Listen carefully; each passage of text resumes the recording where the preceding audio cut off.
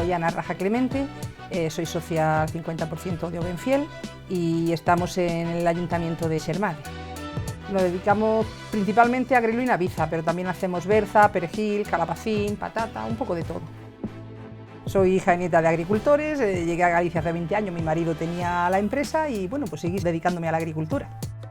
Y en lo que me gusta el rural, me gusta el sector primario, es que ya es algo intrínseco en mí, como nací en esto, es que no sabría vivir si no fuese en el rural.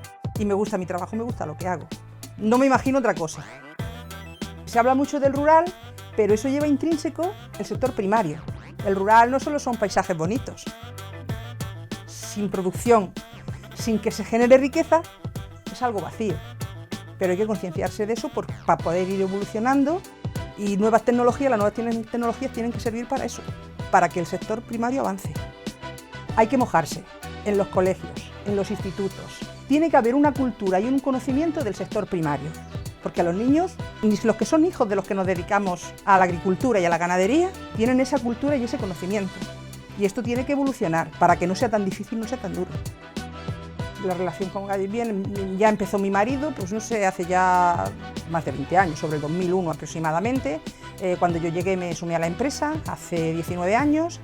El personal es el que recolecta, yo también a veces ayudo.